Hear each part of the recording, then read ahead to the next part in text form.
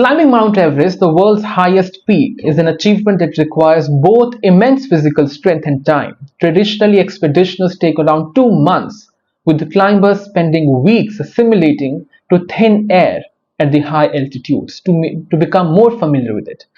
But what if there was a way to reduce this time drastically? One guiding company is attempting to do just that by offering an expedition to the summit in just 1 week, but using a controversial method, that is inhaling xenon gas. When Tenzing Norgay and Sir Edmund made their historic ascent to Everest in 1953, they spent over 2 months on the mountain. This was to allow their bodies to adjust to the lack of oxygen as they climbed higher. Today, despite technological advances and support systems like fixed ropes and Sherpas, the climb still takes around 2 months for most climbers, though some expeditioners promise a faster trip in as little as 2 weeks, just 2 weeks. This year, Australian guide Lucas has promised an even quicker ascent. His plan? A 1 week expedition that includes flying from London to Kathmandu, taking a helicopter to base camp, and using xenon gas to aid in the rapid acclimatization.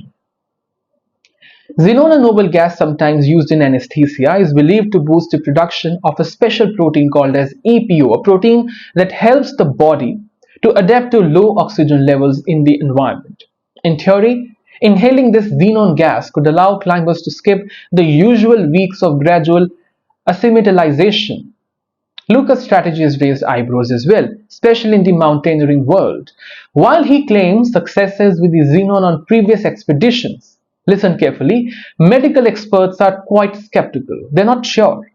There is a very little scientific evidence to support the idea that xenon accelerates acclimatization or improves performances at such high altitudes. It's not sure, it's not certain. Even if it does increase EPO level, it's unclear whether this would lead to sufficient increase in red blood cells and oxygen transport to make a 1 week climb feasible. The International Climbing and Mountaineering Federation has issued a cautionary statement citing the lack of clinical research and the potential risks involved in this whole method of consuming xenon gas. Some climbers also point out that EPO boosting substances like xenon that we are talking about are banned in competitive sports, raising ethical concerns about using them in the world of mountaineering. Despite these concerns, Lucas remains confident. He argues that reducing the time spent on mountain climb and make climb safer by minimizing exposure to dangerous weather and risk of health. Well, for many in the mountaineering community, the idea of using xenon is intriguing. It's quite fascinating for them, though there is no consensus on whether it's safe or effective solution to tackle this whole thing. So can Mountain Everest really be climbed in a week?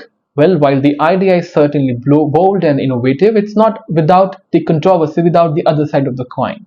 As with many frontier in human exploration, only time will tell if this experiment will revolutionize mountaineering or prove to be too risky for people and for the climbers. For now, the Everest ascent remains one of the most challenging feats in the world, demanding what many ignore: patience, preparations, and perhaps a bit of humility.